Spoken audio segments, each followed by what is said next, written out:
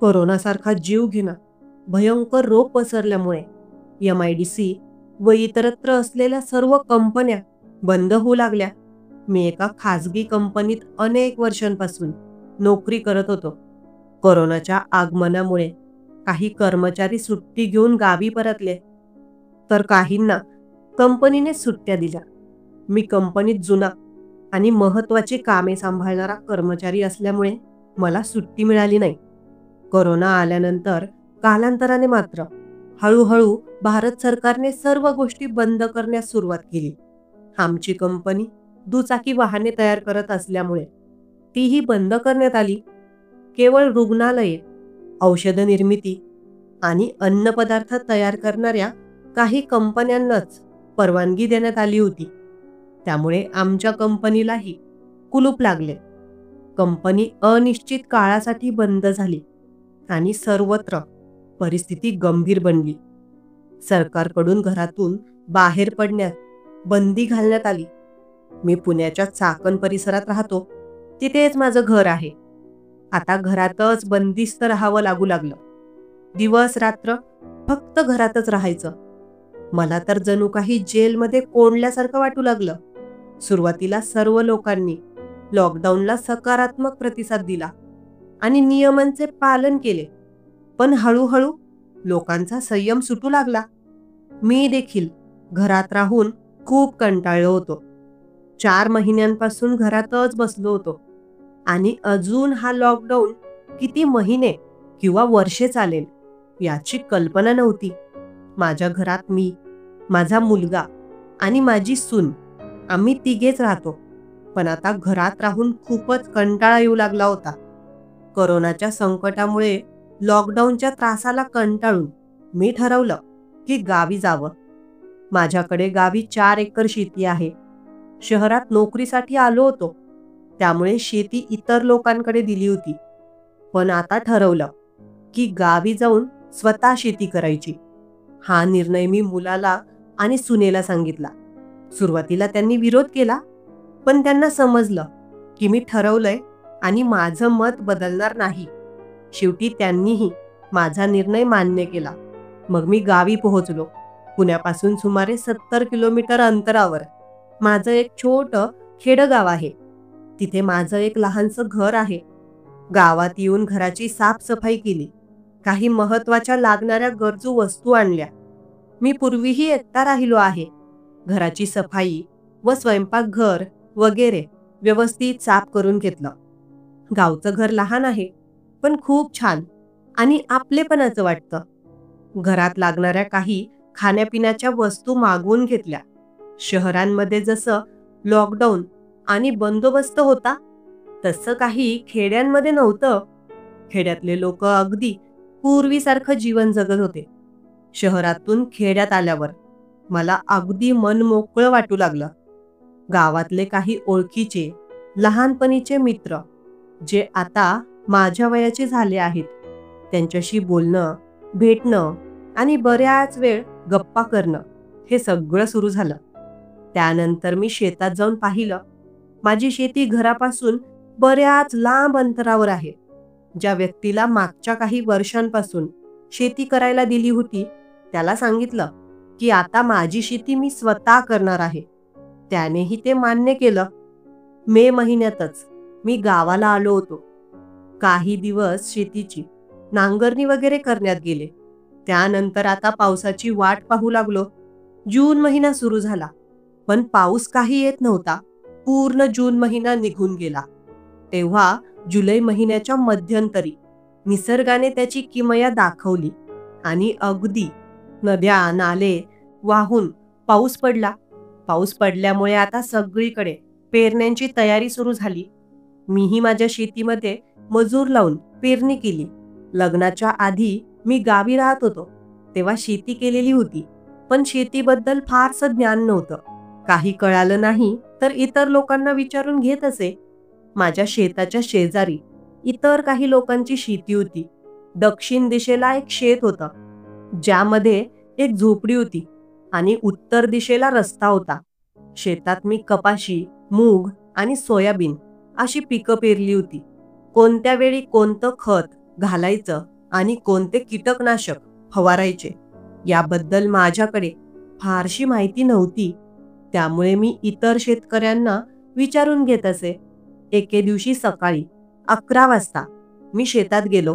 पेरणी करून आता 1 महिना झाला होता आणि पिकं अगदी हिरवगार फुलली होती. शेतात पिकांमध्ये आता गवतही वाढलं होतं. गवत काढण्यासाठी मजुरांची गरज होती. पण गावात माझी ओळख फारशी नव्हती. काही लोकांना विचारून पाहिले, पण कोणीही माझ्या शेतात गवत काढायला येण्यासाठी तयार नव्हते. काही ओळखीचे लोक होते, पण ते त्यांच्या कामात व्यस्त होते. त्यांच्या स्वतःच्या शेतात काम करत होते. त्यामुळे माझ्या शेतात मजूर मिळवणं कठीण होऊ लागलं. मी शेतात गेलो की रस्त्यावर कोणी दिसले तर त्यांना विचारत असे, कोणी मजूर असेल तर सांगा. पेरणी करून आता 1 महिना झाला होता. पिकं गुडघ्या एवढी वाढली होती.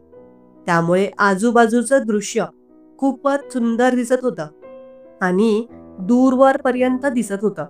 माझ्या शेताच्या दक्षिण दिशेला एक झोपडी होती आणि शेत होतं. शेतात एक छोटासा नाला खोदला होता, जेणेकरून शेतातलं जास्तीचं पाणी त्यातून वाहून जाईल. दुपारी सहजच मी तिकडे जाऊन बघण्याचा विचार केला. कालच पाऊस पडल्यामुळे छोट्या नाल्यात पाणी साचले होते. तो नाला कसाबसा पार करून मी त्या पलीकडे गेलो. तिथे एक पाऊलवाट होती. ती धरून मी झोपडीजवळ पोहोचलो. पण झोपडीजवळ कोणीच दिसत नव्हतं. झोपडीच्या जवळ आंब्याचं आणि बोराचं झाड होतं. पावसामुळे वातावरण थंडगार आणि आल्हाददायक झालं होतं. आजूबाजूला पाहिलं, पण कोणीच दिसलं नाही. कदाचित आज त्या शेतमालकांनी शेतात यायचं ठरवलं नसेल. झोपडीच्या बाजूला आंब्याच्या झाडाखाली एक छोटीशी खाट ठेवलेली होती. ती खाट पाहून मला तिच्यावर बसण्याचा मोह आवरला नाही. मी मस्तपैकी खाटेवर जाऊन बसलो. आहा, इतकं छान आणि सुंदर वातावरण होतं की असं वाटत होतं आत्ताच मस्त झोपून जावं. पण नको, हे कोणाचं शेत आहे मला माहित नाही. उगाच कुणी आलं आणि 2 शब्द वाईट बोललं तर माझाच अपमान होईल. मी फक्त खाटेवर बसून राहिलो. बराच वेळ बसलो, पण तिथे बसून वेळ कसा निघून गेला कळालंच नाही. मोबाईल काढला. कोणाचा तरी कॉल आलेला होता, पण मी त्याला कॉल रिटर्न केला नाही. मोबाईलमध्ये मस्त शांत गाणी लावली आणि तिथेच थोडा वेळ बसून राहिलो. ठरवलं की थोडा वेळ बसतो आणि मग माझ्या शेताकडे जातो. कदाचित त्या शेतमालकांनी आज शेतात यायचं ठरवलं नसेल, म्हणून बराच वेळ तिथे थांबलो. तरी कोणीच दिसलं नाही. मी आता काही वेळ तिथे आराम केल्यानंतर उभा राहिलो आणि निघू लागलो. तेवढ्यात माझ्या मागून कोणाचा तरी आवाज आला. एका बाईचा आवाज होता. आजूबाजूला पाहिलं, पण कोणीच दिसलं नाही. झोपडीकडे बघितलं, पण तिकडेही कोणी दिसलं नाही. तेव्हा मी पाठीमागे पाहिलं. झाडाच्या मागून कोणीतरी माझ्या दिशेने येताना दिसलं. मी जागेवरच थांबलो. झाडाच्या पलीकडून ती बाई आता आंब्याच्या झाडाखाली आली. साधारणतः 40 ते 45 वयाची असेल ती. माझ्याहून फक्त काही वर्षे कमी. आता मात्र माझं मन विचार करू लागलं, इथून निघून जाऊ का की काय करावं. असं निघून गेलो तर तिला वाटेल मी कोण आहे आणि कशासाठी आलो होतो. तिच्या मनामध्ये गैरसमज होऊ शकेल. मी पुढे पाऊल टाकणार तोच तिने विचारलं, आपण कोण? मी उत्तर दिलं, मी तुमच्या शेताच्या पलीकडे राहतो. म्हणजे तिकडे माझं शेत आहे. अच्छा, तुमचं शेत आहे का ते? हो, माझंच शेत आहे ते. मी बराच वेळ इथे बसलो होतो. मला वाटलं या शेतामधले लोक आज शेतामध्ये आले नाहीत. नाही, मी तिकडे गवत काढत होते. आंब्याच्या झाडाखाली एक मटका ठेवलेला होता. तिने त्या मटक्यातून ग्लास भरून पाणी घेतलं आणि पाणी पिऊ लागली. पाणी पिताना ती म्हणाली, तुम्हाला हवं का पाणी? मी बराच वेळ तिथे बसल्यामुळे मलाही तहान लागली होती. मी फक्त हो म्हटलं. मग तिने पाण्याचा ग्लास धुवून घेतला. व्यवस्थित ग्लास भरून म्हणाली, घ्या पाणी. मी आता चालून तिच्या जवळ गेलो आणि पाण्याचा ग्लास तिच्या हातातून घेतला आणि पाणी प्यायलं. त्या छोट्या मटक्यातलं पाणी खूप थंडगार होतं. पाणी पिऊन आत्म्याला शांती मिळाली असं वाटलं. आता मला तिथून निघायचं होतं. मी म्हणालो, चला जातो मी माझ्या शेताकडे. पाण्याबद्दल धन्यवाद. ती काहीच बोलली नाही. ती फक्त मला पाहून हसली. मग मी ती पाऊलवाट धरून चालत चालत माझ्या शेतात आलो. पाहिलं तर रोडकडून काही गुरं शेतात घुसलेली होती आणि पिकं खाऊ लागली होती. 2 म्हशी होत्या आणि 2 गायी. मी पळतच आता तिकडे त्या गुरांकडे गेलो. त्या गुरांना तिकडून हाकललं आणि रोडाकडे घेऊन गेलो. कोणाची गुरं होती काय माहीत. कोणीच दिसलं नाही आजूबाजूला. मग त्या गुरांना तिकडून रोडावरून हाकलत टाकलं. फार लांब सोडून आलो. मी शेताला काटेरी कुंपण केलं होतं, पण एका ठिकाणी ते थोडं निघाल्यामुळे तिथून त्या गुरांनी माझ्या शेतात प्रवेश केला. मी आता परत काही काटेरी झाडं तोडून आणली तिकडून आणि जिथून गुरं आतमध्ये आली होती तिथे ती झाडं टाकली. काटेरी झाडं लावून कोणतेही गुरं आतमध्ये येऊ नयेत म्हणून. गुरांनी बरंच पीक खाऊन घेतलं, पण काय करणार, आता ते मुक्त प्राणी आहेत. त्यांचं थोडं बिघडवू शकतो का? कदाचित त्यांच्या नशिबात असावं असं, म्हणून त्यांना तेवढं मिळालं. संध्याकाळचे 5 वाजले. आता घराकडे निघायला लागलो. तेवढ्यात रस्त्यात शांताराम भेटला. शांतारामचं शेत माझ्या शेताच्या पलीकडेच आहे. काय योगेशराव, कसं काय आहे? पिकं कशी चालली आहेत? शांताराम, बरं आहे देवाच्या कृपेने. अरे शांताराम, ही गुरं कोणाची आहेत? शेतामध्ये घुसली होती. बरंच काही पीक खाल्लं त्यांनी. अरे, हे पोरं गुरं इकडे सोडून देतात आणि तिकडे मस्त झाडाखाली जाऊन झोपा काढतात. कोणाच्याही शेतामध्ये ती गुरं घुसली की मग पिकं खाऊन घेतात. मलाही हाच मोठा प्रॉब्लेम आहे. बरं हो, जाऊ दे, चालूच असतं. 5:30 वाजता घरी पोहोचलो. आता स्वयंपाक स्वतःलाच करावा लागायचा. लागलं मग स्वयंपाकाच्या तयारीला. बाजरीची भाकर टाकली आणि सोबत केला ठेचा आणि बटाट्याची भाजी. माझ्या घरात लाईट नव्हती. लाईट कट केलेली होती. आता दुसऱ्या दिवशी मी वायरमॅनला भेटलो. त्याला सांगितलं, माझी लाईट चालू करून दे बाबा. तेव्हा तो म्हणाला, अहो, तुम्हाला बिल भरावं लागेल. तुमचं मागचं बिल बाकी आहे. तुमचं मीटर, त्यामुळेच कट केलं आहे. किती आहे बिल? त्यावर तो म्हणाला, बघून सांगावं लागेल. मग मी आणि वायरमन आम्ही दोघं त्याच्या ऑफिसमध्ये पोहोचलो. त्याने त्याच्या कॉम्प्युटरमध्ये बघितलं तर लाईट बिल भरत सांगत होता, तुम्हाला 7,000 रुपये भरावे लागतील.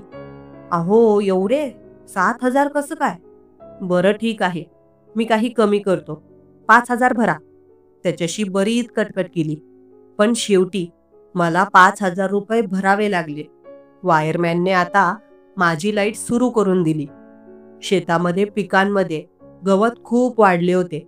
मी मजूर शोधू लागलो, पण काहीच मिळत नव्हते. दुसऱ्या दिवशी शेतात गेलो. दुपारी सहजच वाटलं की तिकडे जावं.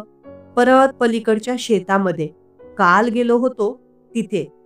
पण नको, ती बाई उगाच म्हणेल की कशाला हा माणूस कारण नसताना माझ्या शेतामध्ये येतो. दुपारपर्यंत शेतामध्ये इकडे तिकडे फिरलो. काही गवत उपटलं हाताने, पण त्याने काय फरक पडणार आहे. 2-3 काट्याची झाडं आणून टाकली कुंपणाला. जिथे कुंपण कमी झालं होतं तिकडे गेलो शांतारामच्या शेतामध्ये. शांताराम होता, त्याची बायको आणि पोरं देखील होते शेतामध्ये. शांतारामला विचारलं, अरे, कोणी मजूर असतील तर सांग मला. माझ्या शेतामध्ये खूप गवत झालं आहे. शांताराम म्हणाला, अहो योगेशराव, मजूर भेटतील तुम्हाला, पण 50 रोज जास्त द्यावा लागेल बघा. अरे शांताराम, जास्त का द्यावा लागेल? अहो, असं झालं आहे योगेशराव, आता मजूर लोक जिकडे जास्त रोजंदारी मिळेल तिकडेच कामाला जातात. बोला, उद्याच 10 मजूर सांगतो तुमच्या शेतामध्ये यायला. आणि हो शांताराम, 11 मजुरांची मजुरी द्यावी लागेल तुम्हाला. अहो, 10 लोक कामाला पाठवाल तुम्ही शांताराम, आणि 11 लोकांची मजुरी कशी काय द्यायची? अहो, एकाची मजुरी वर जास्त द्यावी लागते. आता इकडे अशीच पद्धत सुरू झाली आहे. आपण जरी शेताचे मालक असलो तरी मजूर लोकांची वरवर करावी लागते आपल्याला. बरं, ठीक आहे शांताराम. आता दुसरं काय पर्याय थोडी आहे माझ्याकडे. तू सांगशील तसं. दुसऱ्या दिवशी शांतारामने 10 मजूर माझ्या शेतात पाठवले. काम करणारे मजूर चांगले होते आणि व्यवस्थित शेतातील गवत काढण्याचे काम सुरू झाले. पिकांना काही फवारणी करायची होती. त्यातले 2 जणांकडून मी फवारणीचे काम देखील उरकून घेतले. पुढील 5-6 दिवसात संपूर्ण शेतातील गवत काढून झाले. पिकं आता बहरू लागले होते. शेतातील हिरवगार पीक पाहून मनाला जी शांतता मिळाली ती शब्दात सांगता येणार नाही. शेतात काही काम नसलं तरी मी शेतात एकदा तरी यायचं असं ठरवलं होतं. गावातले सगळे लोक शेतात जातात म्हणून मीही शेतात यायचं ठरवलं. आता पिकं बहरू लागले होते आणि ऊन देखील छान पडत होती. दुपारच्या वेळी मला पाण्याची तहान लागली होती. आज मी पाणी आणायला विसरलो होतो. पाण्याची तहान लागल्यामुळे घरी निघावं असं वाटू लागलं. पण मनात आलं की शेताच्या पलीकडे जी झोपडी आहे तिकडे जाऊन पाणी पिऊन यावं का त्या बाईच्या शेतात. मनात हो आणि नाही असा द्वंद्व सुरू झाला. पण शेवटी मी जायचं ठरवलं. एक छोटा जो लहान नाला होता त्याला पार करून पाऊलवाट धरून गेलो झोपडीकडे. झोपडी जवळ जाऊन पाहिलं तर तिथे कोणीच नव्हतं. झाडाखाली तो छोटा मटका ठेवलेला होता आणि खाट बाजूला होती. मटक्यावर एक ताटली होती आणि त्या ताटलीवर ग्लास उलटा ठेवला होता. लगेचच पाणी पिऊन घ्यावं असं वाटलं, पण माझं लक्ष लगेच डावीकडे गेलं. तिकडे ती बाई दिसली. तिचंही लक्ष तिकडून माझ्याकडे गेलं. मी थोडा दचकलेलो होतो. ती काही बोलणार नाही ना. तिने मला पाहिलं आणि परत कामाला लागली. पण काही सेकंदांत ती माझ्या दिशेने येताना दिसली मला. तिथून ती फार अंतरावर नव्हती. मला वाटलं तिला काही राग तर आला नाही ना की मी तिच्या शेतामध्ये झोपडीजवळ आलो म्हणून. पण माझी पाणी पिण्याची हिंमत झाली नाही. मी मुद्दामच इकडे तिकडे पाहत तिथेच उभा राहिलो. चालत चालत ती माझ्या जवळ पोहोचली. ती माझ्याकडे पाहत म्हणाली, अहो, झालं का मग तुमच्या शेतामधलं गवत काढण्याचं काम?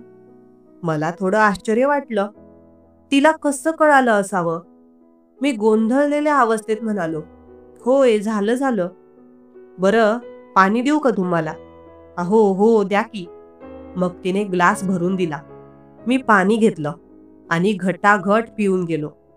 मी म्हटलो, मागच्या किती दिवसांपासून मी मजूर बघत होतो शेतामधलं गवत काढायला, पण मजूर मिळतच नव्हते. कसेबसे मजूर मिळाले आणि आता ते गवत काढून घेतलं. मला माहिती नव्हतं की मजूर मिळणं एवढं कठीण काम आहे. ती म्हणाली, अहो, असंच आहे. मजूर आता जिकडे जास्त रोजंदारी मिळेल तिकडे जातात. मी विचारलं, पण पुढच्या वेळेस तुम्हाला जर गरज पडली ना मजूर बायकांची तर मला सांगा. माझ्या ओळखीच्या काही बायका आहेत, त्यांना पाठवेल मी तुमच्या शेतामध्ये. हो का? खरंच? मग तर खूपच बरं होईल. झंझटच कमी होईल माझी. मी म्हणालो, होय, आता पुढच्या वेळेस शेतामधलं गवत काढण्याचं काम आलं की तुम्हालाच सांगेल. हो, नक्की सांगा. ती म्हणाली, तुमच्या या जवळच्या शेतामध्ये तर कपाशी पेरली आहे. कपाशीच्या पलीकडच्या शेतामध्ये काय पेरलं आहे मग? मी म्हणालो, तिकडे मक्का पेरला आहे. अच्छा, हो का? शेती करायचा तुम्हाला छंद आहे वाटतं. मी म्हणालो, अहो, मग काय करावं? दुसरा पर्याय नाही. आपल्याला गावात 2 पैसे कमवायचे असतील तर शेतीशिवाय दुसरा पर्याय नाही. मी पुढे सांगितलं, मी तर शेतात कांदा लावणार होतो, पण कांद्याला भाव काही मिळत नाही, म्हणून कांद्याच्या जागी मक्का पेरला. मक्का निघाला की तिथं गहू पेरून टाकेन. हो का? छान आहे. काही वेळ आम्ही एकमेकांशी बोलत राहिलो. तेवढ्यात माझ्या शेताकडे कोणीतरी जोरजोराने मला आवाज देत होतं. योगेशराव, अहो योगेशराव.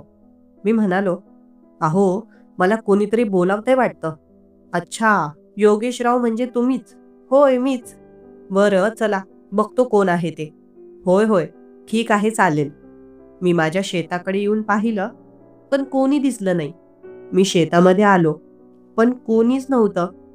मग मी परत त्या झोपडीकडे, बाईच्या शेताकडे आलो. ती तिथेच होती. तिने मला विचारलं, काय झालं? कोण बोलावत होतं? मी म्हणालो, अहो मला तिकडे जाऊन पाहिलं, पण कोणी नव्हतं. इतक्या जोरजोराने आवाज देत होते. मला वाटलं शांताराम असेल. अच्छा, शांताराम. तो पलीकडल्या शेतात राहतो ना? होय, तो माझ्या ओळखीचा आहे. लहानपणी शांताराम आणि मी एका शाळेत होतो. तुम्ही तुमच्या शेतात बसण्यासाठी, उठण्यासाठी झोपडी वगैरे छान सोय करून ठेवली आहे ना? हो, मग काय. जर शेतात आल्यावर थोडं अंग टाकायचं मनात आलं, तर खाटही आहे. ती हसून म्हणाली, बरं, तुमचं नाव काय? मला सगळे आवडी म्हणतात, पण माझं नाव अवंतिका आहे. अच्छा, हो का? छान नाव आहे. मी असं म्हणालो. ती थोडी लाजली. कदाचित तिचा रंग गोरा असावा, पण शेतात काम केल्यामुळे रंग थोडा सावळा झाला होता. पण मेहनत करणाऱ्या माणसाचं अंगकाठी खूप आकर्षक दिसतं. अहो आवडी, तुम्हाला सांगू का, हे मक्याचे कणस आहेत, शहरांमध्ये खूप महाग विकले जातात. काही शेतकरी गाडी भरून आणतात, 10 रुपये किलो देतात. मी म्हणालो, अच्छा हो का? ती म्हणाली, बरं चला, तुमचा वेळ घेतोय. मी उगाच तुम्हाला बोलण्यात अडकवून ठेवले आहे. असं काही नाही, काम तर रोजच आहे शेतात. हो, तुमचंही बरोबर आहे. थोडं पाणी पिऊन घेतो, मला तहान लागली आहे. मी त्या छोट्या मटक्याजवळ गेलो. मटका भरून पाणी पिऊन घेतलं. थोडा वेळ आम्ही एकमेकांशी बोललो आणि मग मी माझ्या शेताकडे निघून आलो. आता मी रोज शेतात यायचो, पण शेतात आलो की मला अवंतिकाची आठवण नेहमी यायची. पण रोज तिच्या शेतात जाणे योग्य नाही, म्हणून मी कधी कधी जात असे. आता पिकं मोठं होऊ लागलं, कपाशीला कैऱ्या येऊ लागल्या. गावचं घर आता थोडं पडकं झालेलं होतं. घराचंही काम करून घ्यावं म्हटलं, पण सध्या नको असं वाटलं. मध्यंतरी सुनबाई व मुलाचा फोन आला. ते म्हणत होते, बाबा आता शहरात येऊन जा. पण माझं मन आता खेड्यामध्ये रमू लागलं होतं. लॉकडाऊनही सुरूच होतं. लॉकडाऊन कधी संपणार आहे काही माहिती नव्हती. बातम्यांमध्ये नको त्या न्यूज दाखवल्या जात होत्या. न्यूजवाले नेहमी सांगायचे, आज शहरात इतके लोकांना कोरोनाची लागण झाली, इतक्या लोकांना रुग्णालयात दाखल करण्यात आले आहे आणि किती लोक गंभीर आहेत. अगदी न चुकता सगळी खबरबात पोहोचत होती. पण खेड्यामध्ये कोरोनाचा नाव पत्ता काहीच नव्हतं. शहरात माझ्या मुलाची नोकरीही गेली, कारण त्याचीही कंपनी कोरोनामुळे बंद झाली होती. मी त्याला म्हटलं, सुनबाई आणि तू काही महिने गावाकडे येऊन राहा, पण त्यांनी नकार दिला. आता काही महिने उलटले. कपाशीला बोंड आली होती. कपाशी वेचायचं काम करावं लागणार होतं, पण मजूर मिळणं कठीण होतं. माझ्या लक्षात आले की अवंतिकाने मला सांगितलं होतं, मजुरांची गरज पडली तर मला सांगा. मग एके दिवशी मी तिच्या शेतात गेलो. तिच्या शेतात देखील कपाशी छान बहरलेली होती. झोपडीजवळ जाऊन आजूबाजूला सगळीकडे बघितलं, पण ती दिसली नाही. आवाज द्यावा असं वाटलं, पण नको वाटलं. उगाच त्रास नको. थोडा वेळ झाडाखाली बसलो. बराच वेळ वाट पाहिली, पण ती आली नाही. मला आता अंदाज आला की कदाचित आज ती शेतातच नाही. थोडा वेळ बसलो, थोडा निराश झालो, पण दुसऱ्या दिवशी सकाळी 10 वाजता शेतात पोहोचलो. तिथून लगेचच पलीकडच्या शेतात गेलो. अवंतिकाच्या शेतात आज ती आली होती. झोपडीच्या पलीकडे दिसली मला. तिच्यासोबत काही बायका देखील होत्या. कपाशी वेचण्याचं काम सुरू होतं असं वाटतं त्यांचं. मी तिथे झोपडीजवळ झाडाजवळ गेलो. तिकडे त्या बायका कपाशी वेचत होत्या. मला वाटलं कदाचित आज बोलणं होणार नाही. तिकडे जाऊ का असं मनात आलं. मग ठरवलं, चला त्यांच्याकडे जातो. पण तेवढ्यात सर्व बायका झोपडीकडे यायला लागल्या. म्हणून मी तिथेच थांबलो. माठातून एक ग्लास पाणी काढून प्यायलो. तेवढ्यात त्या बायका पोहोचल्या. बाकी सगळ्या अनोळखी होत्या, पण अवंतिकाचा चेहरा लगेच ओळखू आला. तिने माझ्याकडे पाहून विचारलं, अहो योगेशराव, काय झालं? सगळं ठीक आहे ना? हो हो, सगळं छानच आहे, देवाच्या कृपेने, मी उत्तर दिलं. तुमचं कपाशी वेचणं चालू आहे वाटतं? होय, कपाशीची वेचणी चालू आहे, ती म्हणाली. बरं, मलाही माझ्या शेतात कपाशी वेचायचं आहे, पण मजूर मिळत नाहीत. तुम्ही म्हणालात ना, गरज भासली तर सांगा, म्हणूनच आलोय तुमच्याकडे विचारायला. अच्छा, हो का? काळजी करू नका. माझी कपाशी वेचणं 2 दिवसात संपेल. त्यानंतर आम्ही सगळ्या बायका तुमच्या शेतात येऊ. चालेल ना? हो, नक्की चालेल. इतका मोठा प्रश्न सुटला माझा. असं म्हणताना माझ्या चेहऱ्यावर आनंद स्पष्ट झळकत होता. बरं चला मग, 2 दिवसांनी येतो, मी म्हणालो. हो हो, नक्की या, ती म्हणाली.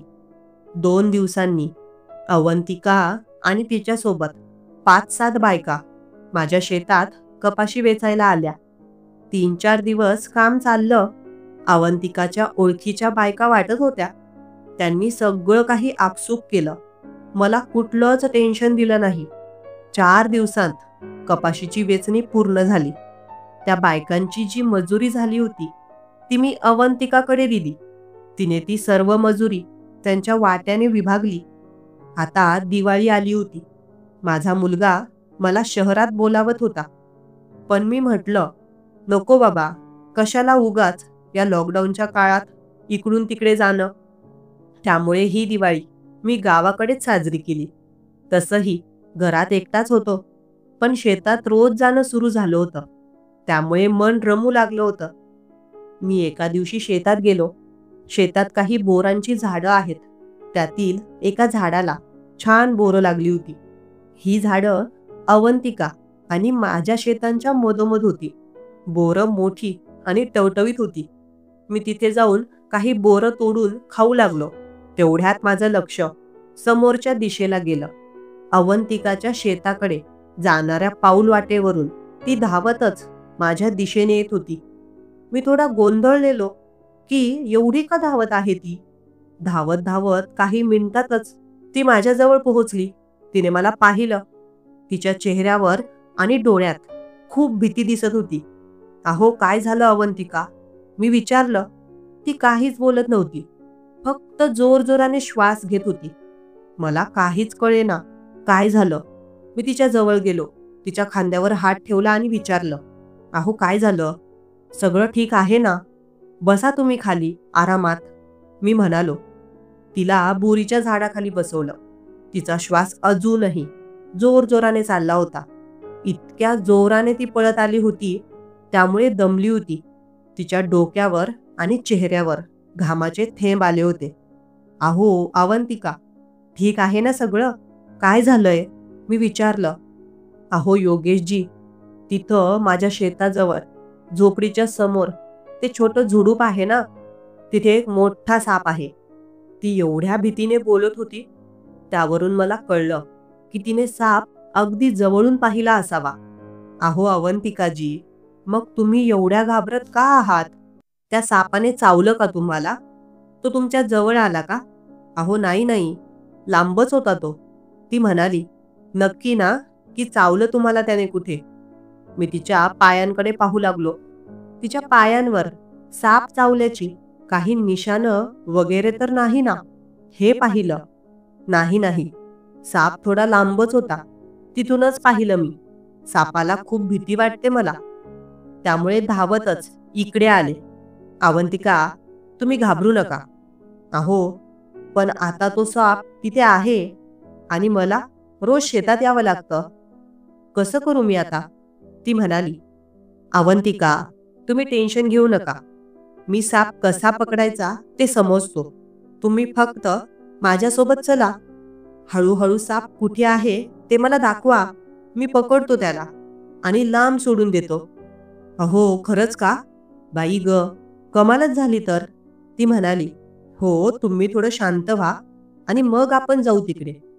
तेव्हा आम्ही 5 मिनिटं तिथे थांबलो. बरं, चला मग, मी तिला म्हणालो. मला तर अजिबात शक्यता वाटत नव्हती की जिथे साप तिला दिसला होता तो साप अजूनही तिथेच असेल. पण तिची समजूत काढण्यासाठी तिकडे जावंच लागणार होतं. मग मी पुढे चालू लागलो आणि ती हळूहळू माझ्या मागे. चालत चालत आम्ही झोपडीच्या काही अंतरावर पोहोचलो. मी तिला म्हटलं, हे बघा, खूप हळू चालायचं आहे. पावलांचा आवाज होऊ देऊ नका आणि काही बोलूही नका. आता पुढे. ठीक आहे ना? हो, ठीक आहे. मग आम्ही दोघं हळूहळू जाऊ लागलो. मी मध्ये मध्ये मागे वळून तिच्याकडे बघायचो आणि तिला विचारायचो, इकडेच ना?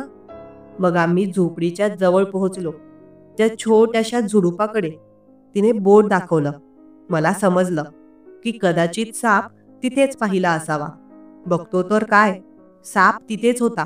साप कदाचित त्याच्या कातडीतून बाहेर येत होता.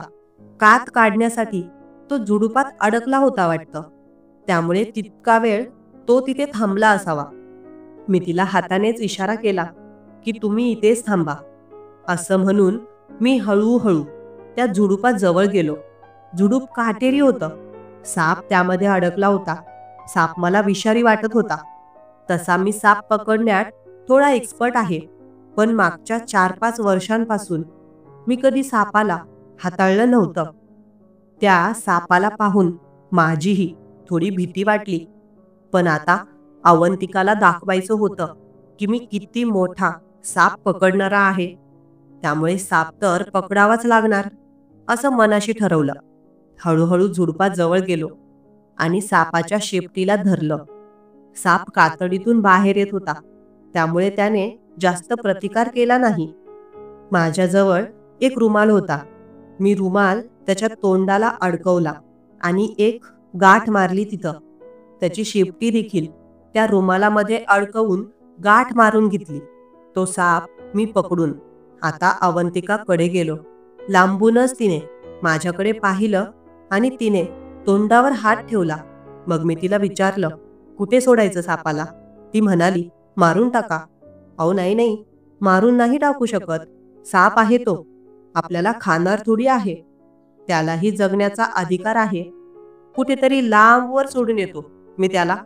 अहो, पण इथे जवळपास नको. तुम्ही टेन्शन घेऊ नका अवंतिका, मी पार लांब सोडतो त्याला. इकडे येणारच नाही तो. हो, खूप बरं होईल. नाहीतर थांबा, मी पण येते तुमच्यासोबत. बरं, ठीक आहे. मग आम्ही दोघं चालत चालत माझ्या शेताकडे आलो आणि तिथून रस्त्यावर आलो. रस्त्याने चालत चालत आम्ही फार लांब गेलो. तिथे डोंगराचा परिसर होता. तिथे जाऊन त्या सापाला एका नदीकाठी सोडलं. मग मी आणि अवंतिका परत माझ्या शेताकडे आलो. बरं अवंतिकाजी, तुम्ही जा आता तुमच्या शेतामध्ये. ठीक आहे ना? हो योगेशराव, तुमचे खूप खूप आभार. जर तो साप पकडला गेला नसता तर माझं शेतात येणं मुश्किल झालं असतं. अहो, मी आहे ना अवंतिका, तुम्ही अजिबात टेन्शन घेऊ नका. हो का? खरंच मी तुमची खूप आभारी आहे. असं बोलून ती थोडी घाबरत घाबरत आणि दबक्या पावलांनी तिच्या शेताकडे गेली. मीही काही वेळ माझ्या शेतात थांबलो आणि मग घराकडे निघालो. संध्याकाळी मुलाचा फोन आला. तो म्हणाला, बाबा, तुम्हाला मावशी दुपारपासून कॉल करत होती, पण तुमचा फोन बंद येत आहे. मी मोबाईल स्विच ऑफ केला होता आणि स्विच ऑन करायचं लक्षात राहिलं नाही. अरे हो का? काय म्हणत होती तुझी मावशी? अहो, त्यांच्या लहान मुलीचं लग्न आहे. साखरपुडा आहे 2 दिवसांनी. तुम्हाला साखरपुड्याचं आमंत्रण देण्यासाठी कॉल करत होती. अरे, पण आता कोरोनाची परिस्थिती आहे. अशा वेळी लग्न कसं काय करत आहेत? अहो बाबा, ते छोट्या गावात राहतात. तिथे खेड्यात काही बंधनं नाहीत तेवढी, आणि फक्त काही मोजक्या लोकांना बोलावलं आहे. तर तुम्ही जाऊन याल का? मला तर काही जमणार नाही. बरं, ठीक आहे. मी जाऊन येतो. कधी आहे साखरपुड्याचा कार्यक्रम? परवाच्या दिवशी, सोमवारी. बरं, ठीक आहे. जातो मी. तब्येत कशी आहे तुमची बाबा? माझी ठीक आहे. तुमची दोघांची कशी आहे? आमची देखील ठीक आहे बाबा. बरं, चल ठेवतो मग आता. हो हो, काळजी घ्या बाबा. 2 दिवसांनंतर, सोमवारी, मी माझ्या साडूच्या गावाला गेलो. त्याच्या मुलीचा साखरपुडा होता. तिथं साखरपुड्याला बरीच लोक आलेली होती. सुमारे 50-60 जण. खेडेगाव असल्यामुळे तिथं कोरोना किंवा अशा रोगांबद्दल लोकांना फारसं काही देणं घेणं नव्हतं. साखरपुड्याचा कार्यक्रम दुपारी होता. बरेच पाहुणे आले होते. बहुतेक नवरा बायको एकत्र आले होते.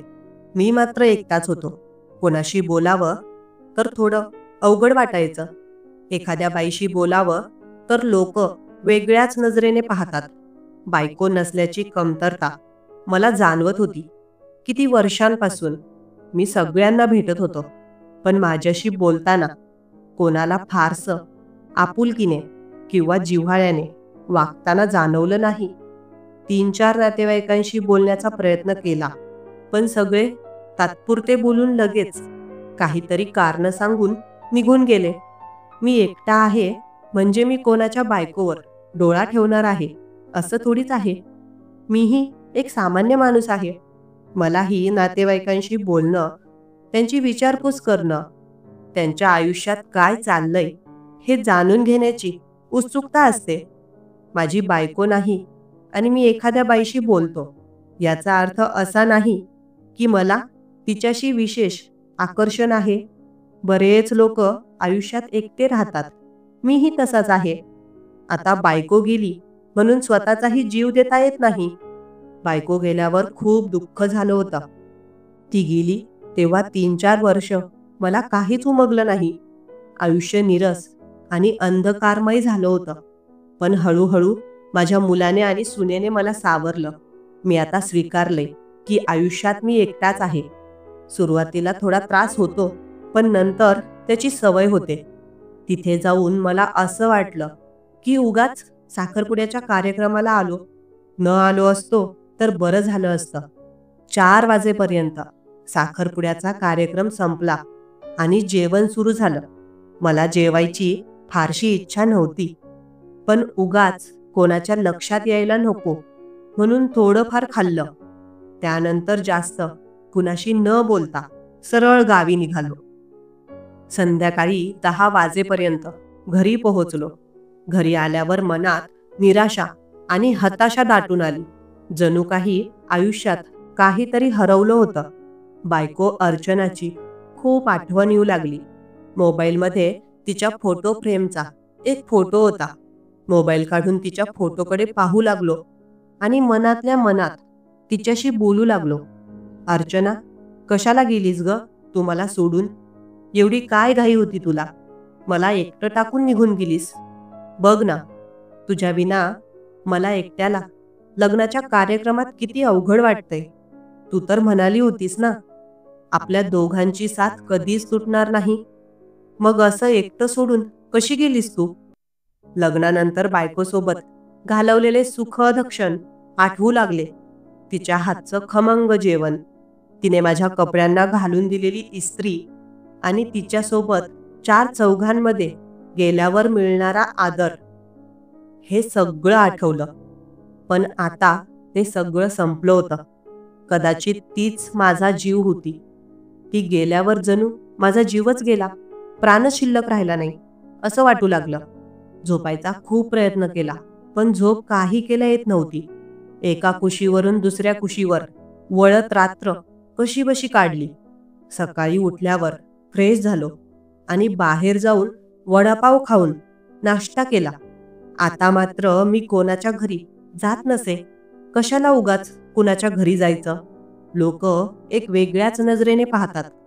पण आता असं वाटू लागलं की शहरांमध्ये तरी छान होतं. जास्त लोकांशी संपर्क नाही, आपलं कामाशी काम ठेवायचं, घरून कंपनी आणि कंपनीतून घर, एवढीच दिनचर्या. स्वतःबद्दलच राग येऊ लागला.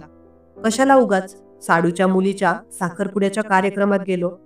छान चालू होतं आयुष्य. आज मंगळवारचा दिवस. आमच्या गावामध्ये, गावाच्या पूर्व दिशेला लक्ष्मी मातेचं मंदिर आहे.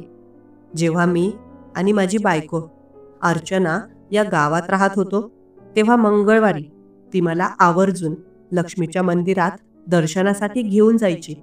आज अचानकच माझी इच्छा झाली की लक्ष्मीच्या मंदिरात जाऊन दर्शन घेऊन यावं.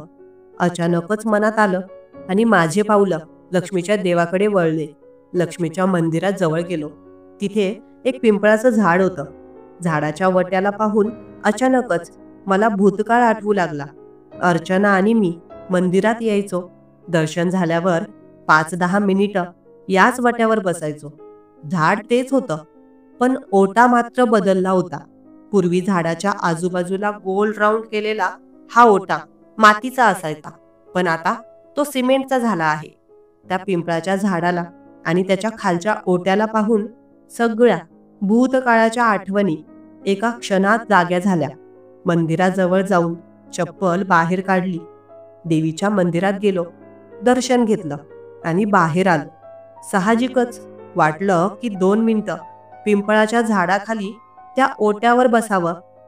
तिथे जाऊन बसलो आणि पुढच्या मिनिटालाच माझं लक्ष समोर गेलं. एक चेहरा दिसला, ओळखीचा वाटला. तो चेहरा, ती तर अवंतिका होती. कदाचित तीही दर्शन घेण्यासाठी आली असावी. तिची आणि माझी नजर एक झाली. तिने माझ्याकडे पाहून गालातल्या गालात गोड स्माईल केली. फक्त माझ्या नजरेला नजर भिडवत ती पुढे मंदिराच्या दाराजवळ गेली. मंदिरात दर्शन घेऊन परत आली. माझ्याजवळ येऊन तिने विचारलं, "अहो योगेशजी, तुम्ही चक्क मंदिरात आज?" "होय, बरेच वर्ष झाले आले नव्हतो या मंदिरात. आज आठवण झाली म्हणून देवीचं दर्शन घ्यावं म्हटलं." "होय का? मी तर दर मंगळवारी येते दर्शन घ्यायला."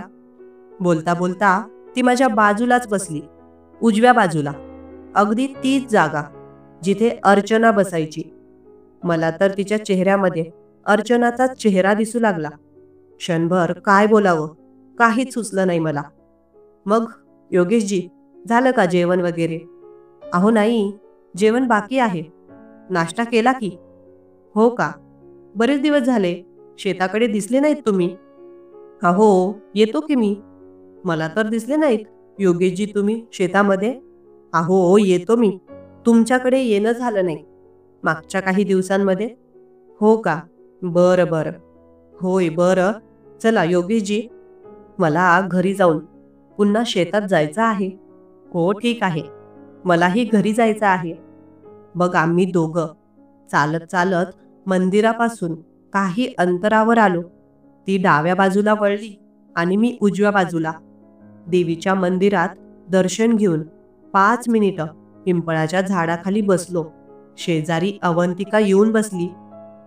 मला असं वाटू लागलं की मी भूतकाळात जगलेला तो क्षण पुन्हा अनुभवतोय. पण त्याच क्षणी मनात विचार आला, "अरे योगेश, उगाच कशाला नको ते विचारांचे डोंगर बांधतोस? आधीच आयुष्यात काही कमी निराशा आहे का? अजून कशाला उगाच निराशा वाढवून घेतोस?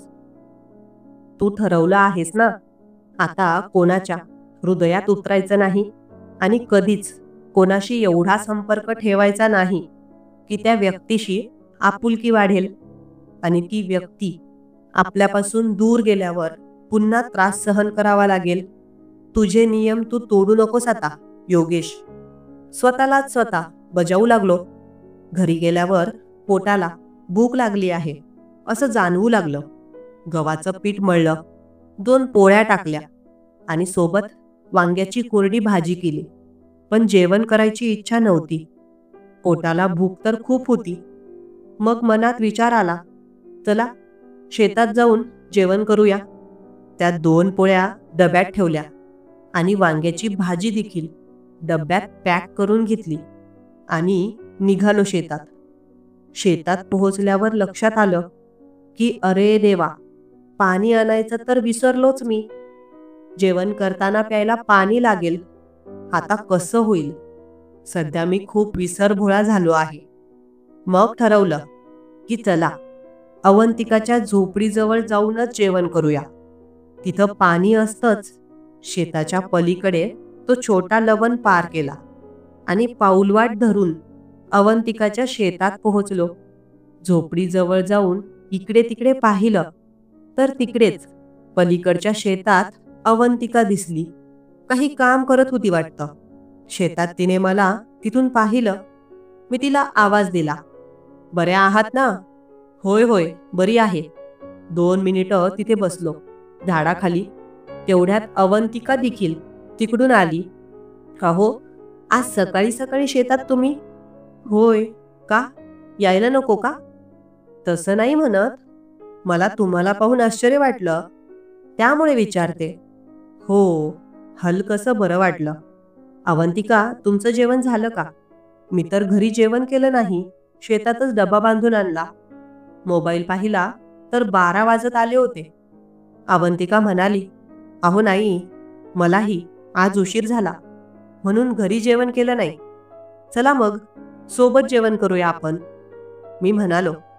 तिच्या चेहऱ्यावर थोडा अडखळलेपणा दिसला. कदाचित तिला माझ्यासोबत जेवण करण्यात थोडं अवघड वाटत असावं. "बरं, ठीक आहे. काही हरकत नाही. तुम्ही नंतर करा वाटल्यास. मी एकटाच जेवण करू शकतो." "नाही हो, काही हरकत नाही. जेवूया की बिनधास्त," ती म्हणाली. मी तिथेच त्या छोट्या मटक्याजवळ बसलो. डबा उघडला. मटक्यातून थोडं पाणी घेऊन हात धुवून घेतले आणि जेवायला बसलो. एक घास खाल्ला. अवंतिका तिथेच होती.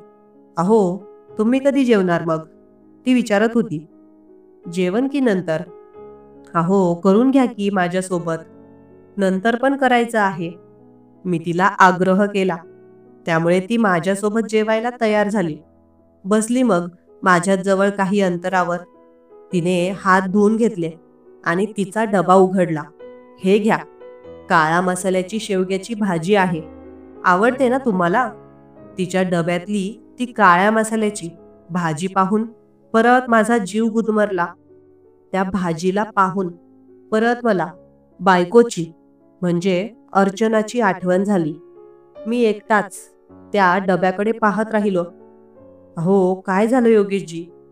काही पडलं आहे का डब्यात?" तिने डबा जवळ घेतला भाजीचा आणि नेहाळून बघितलं. "अहो योगेशराव, कुठे हरवलात? जेवण करा की आता," ती म्हणाली. मी भानावर आलो आणि परत पोळीचा एक घास तोडून तोंडात घातला. अवंतिकाने शेवग्याची भाजी मला दिली आणि माझ्याजवळ असलेली वांग्याची भाजी पण तिने घेतली. दोघांनी हळूहळू जेवण सुरू केलं. अधूनमधून ती शेताबद्दलही विचारत होती. छानपैकी जेवण झालं. आज डबा वगैरे बांधून ठेवला. पण आता मला तिथे जास्त वेळ थांबणं असह्य वाटत होतं. "बरं, झालं अवंतिका, निघतो मी." "होय, बरं बरं, ठीक आहे." मी माझ्या शेताकडे आलो. थोडंफार काही काम होतं शेतामध्ये, ते करू लागलो. पण मन मात्र खूप बेचैन झालं होतं. संध्याकाळी घरी आल्यावर मुलाला आणि सुनेला कॉल केला. संध्याकाळी झोपताना मन पुन्हा बेचैन झालं. आता मी अधूनमधूनच शेतात जात होतो. रोज जाणं होत नव्हतं. हळूहळू 1.5 महिना सरून गेला. शेतातील कामं सुरूच होती. एके दुपारी मी शेतात होतो. ऊन खूप होतं. माझं लक्ष शेताच्या दक्षिण दिशेला गेलं. तिकडून कोणीतरी येताना दिसलं. हळूहळू ती आकृती स्पष्ट होत गेली. ओळखायला वेळ लागला नाही. ती अवंतिका होती. आज ती अचानक माझ्या शेताकडे का येत असावी, हा प्रश्न मनात आला. काही वेळाने ती जवळ आली आणि म्हणाली, "योगेशजी, कसे आहात? सर्व ठीक आहे ना?" "हो, ठीक आहे. तुम्ही कशा आहात?" "मीही छान आहे." "योगेशजी, बरेच दिवस झाले. तुम्ही दिसला नाहीत. कुठे गावाला गेला होतात का?" "नाही, कुठे जाणार? सगळी वाहतूक बंद आहे." "हो, बरोबर आहे. मलाही गावाला जायचं होतं. पण बस बंद आहेत म्हणे, त्यामुळे जाता आलं नाही. योगेशजी, काही प्रॉब्लेम आहे का तुमच्या आयुष्यात? नाही, काही प्रॉब्लेम नाही, सगळं ठीक आहे. मग बरेच दिवस झाले तुम्ही माझ्या शेताकडे आला नाहीत. काही चुकलं का माझं? नाही, तसं काही नाही. मग का आला नाहीत? पूर्वी मी पाणी आणत नव्हतो ना, त्यामुळे तुमच्या शेतात यायचो. पण आता पाणी घेऊन येतो, त्यामुळे तिकडं येणं होत नाही. हो का? योगेशजी, पण तुम्ही काही बोलत नाही आणि तुमच्या चेहऱ्यावर काही वेगळंच दिसतंय. खरं काय आहे? कृपया सांगा. मी थोडा वेळ गप्प राहिलो. ती म्हणाली, बोला ना योगेशजी. अवंतिका, खरं सांगू का? हो, नक्की सांगा. मला खरं ऐकायचं आहे. कदाचित तिच्या मनात माझ्याबद्दल कुठेतरी जिव्हाळा आणि आपुलकी होती. तिच्या बोलण्यातून ते जाणवत होतं. अवंतिका, माझी बायको गेली. बरेच वर्ष झाली. तेव्हापासून एकटाच आहे मी. एकटं जगणं एवढं सोपं नाही या जगात. ठीक आहे, मी समजू शकते. पण तुम्ही माझ्याशी बोलणं का टाळत आहात? हेच मला समजत नाही. परत मी शांत राहिलो. अहो बोला की अवंतिका. खरं सांगू का? मला भीती वाटते. कशाची भीती? अहो, उगाच कोणाशी जवळीकता निर्माण झाली, आपुलकी वाटू लागली कोणत्या व्यक्तीविषयी, आणि त्या व्यक्तीपासून लांब व्हायची वेळ आली, तर माझ्यामध्ये तेवढी हिंमत नाही आता. एखाद्या व्यक्तीला आपल्यापासून लांब करणं आणि एखाद्या व्यक्तीला विसरणं किती अवघड आहे हे मीच जाणतो. म्हणून मी आता ठरवलं आहे की कोणाशी एवढी जवळीक निर्माण करायची नाही की त्या व्यक्तीपासून लांब गेल्यावर आपल्याला त्रास होईल. योगेशजी, म्हणजे मला कळालं नाही, तुम्हाला काय सांगायचं आहे? अवंतिकाजी, खरं सांगू का? तुमच्यासोबत बोललं की मला माझ्या बायकोची आठवण येते. आणि शिवाय मला सारखं वाटायला लागलं होतं की तुम्हाला भेटावं, तुमच्याशी बोलावं. तुमचा आवाज कानावर पडला की मन अगदी हलकं होऊन जातं. तुम्हाला भेटायचं आणि तुमच्याशी बोलायचं मला जणू सवय पडू लागली होती. पण कुठेतरी मला जाणवलं की माझं चुकत आहे. कदाचित मी तुमच्यासोबत जोडला जात आहे आणि हेच माझ्यासाठी भविष्यात घातक ठरू शकतो. या गोष्टीची मला जाणीव झाली. त्यामुळेच मी ठरवलं की तुमच्यापासून थोडं लांबच राहील. अहो, काय बोलत आहात योगेशजी? तुम्ही? होय अवंतिकाजी, खरं सांगत आहे मी. अहो, पण भरपूर लोक आयुष्यामध्ये एकटे राहतात. तर मग असं थोडी आहे की त्यांनी इतरांशी बोलणं किंवा कोणाच्या संपर्कात राहणं किंवा कोणाशी आपुलकी साधणं सोडून द्यावं. अहो योगेशजी, ठीक आहे, समजू शकते. तुमचं तुमच्या बायकोवर खूप प्रेम होतं. तिला विसरणं तुमच्यासाठी एवढं सोपं नाही. पण मग तुम्ही जगणं सोडून द्यावं हे देखील योग्य नाही. तिचा आत्मा तुम्हाला कदाचित पाहत असेल. जर ती तुम्हाला या अवस्थेत पाहिल तर ती दुखी होईल की आनंदी होईल? तुम्हीच सांगा. तुम्हाला जर ती अशा दुःखी अवस्थेत पाहिल तर तिला काय वाटेल बरं? तिला आनंद होईल का? बोला ना. नाही, तिलाही वाईट वाटेल. हो मग योगेशजी, मी तुम्हाला तेच सांगत आहे की तुम्ही स्वतःला असं एकांत करू नका. आयुष्य एकदाच मिळतं. अगदी मन मोकळं जगा. तुमची बायको गेली, तुम्हालाही जायचं आहे, मलाही जायचं आहे हे जग सोडून. पण जोपर्यंत आपण या पृथ्वीवर आहोत तोपर्यंत तरी जगायला काय हरकत आहे? असंही आपली इच्छा असो किंवा नसो, दिवस तर आपल्याला ढकलायचाच आहे ना पुढे. मग असं हताश, निराश, दुःखी होऊन का बरं जगायचं? या इकडे झाडाखाली. तिथं लिंबाचं झाड होतं शेताच्या बांधावर. तिथे आम्ही दोघे गेलो आणि तिथेच बांधावर बसलो. ती अगदी माझ्या जवळ बसली. योगेशजी, खरं सांगू का? माझ्या आयुष्यात खूप काही समस्या आहेत, दुःख आहे. पण रोज तेच तेच आठवून आपण प्रत्येक दिवस का बरं असा वेदनादायक करून घ्यायचा? माझं म्हणणं पटतंय का तुम्हाला? मी फक्त मान हलवली. तिने माझ्या हातावर हात ठेवला आणि म्हणाली, अहो योगेशजी, खरं तर मलाही असं काहीतरी भोगावं लागलं माझ्या आयुष्यात तुमच्यासारखं. मी तिच्याकडे आश्चर्याने बघितले. आता मला तिच्याबद्दल अधिक जाणून घेण्याची उत्सुकता निर्माण झाली. तिच्या डोळ्यात मला वेदना दिसू लागल्या. अहो अवंतिकाजी, माफ करा. मी तर फक्त माझ्याबद्दलच विचार करत होतो. तुमच्याबद्दल काहीच जाणून घेण्याचा कधी प्रयत्न केला नाही. ती म्हणाली, अहो जाऊ द्या योगेशजी, जे झालं ते झालं. आता ते बदलणारं नाही. पण आजचा दिवस आणि उद्याचा दिवस मात्र आपल्या हातात आहे. माझं एवढंच म्हणणं आहे की उगाच नाराज, दुःखी, त्रस्त राहून आपल्या आत्म्याला त्रास देऊ नका. तिचे ते मोत्यासारखे बोल ऐकून माझ्या डोळ्यात अश्रू तरळले. ती खरंच मनापासून बोलत होती. अजूनही तिचा हात माझ्या हातात होता. तिने तो हात काढला तेव्हा मला असं वाटलं की काहीतरी माझ्यापासून परत जाईल. मी थोडा पुढे सरकलो आणि तिला घट्ट मिठी मारली. कदाचित तिला ते अपेक्षित होतं. तिने काहीही गैर वाटवलं नाही. उलट तिनेही मला मिठीत घेतले. अवंतिकाजी, खरं सांगू का, मला वाटतं तुमच्यामध्ये खूपच हिंमत आहे.